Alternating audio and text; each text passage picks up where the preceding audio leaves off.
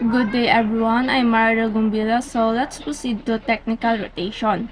So technical rotation is a kind of rotation in which control the output of material or goods of the forest. This is a kind of rotation under which a species yield the most material of the specified size or specification for a special use. So, yung technical rotation is siya yung nagko-control sa output of material or goods of the forest. So, sa madaling sabi, this kind of rotation is nakafocus siya sa specific time period between harvest of trees determined by factor like tree size, quality, and market demands. Then next we have financial rotation.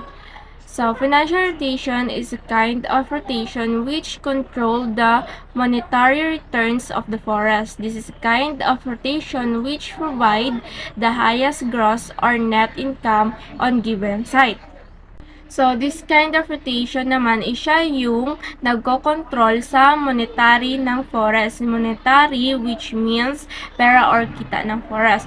So, sa madaling sabi, yung financial rotation is siya yung rotation na may control sa pera or kita ng forest. So, take note, this is a kind of rotation which provide the highest gross or net income on given site.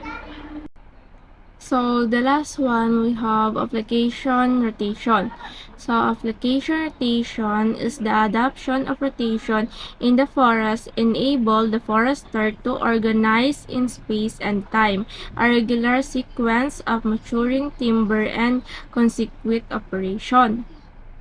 So, sa madaling sabi, yung application rotation is tumutukoy siya sa pagkasunod-sunod ng nakaplano between the establishment to final harvest of a forest crop or stand.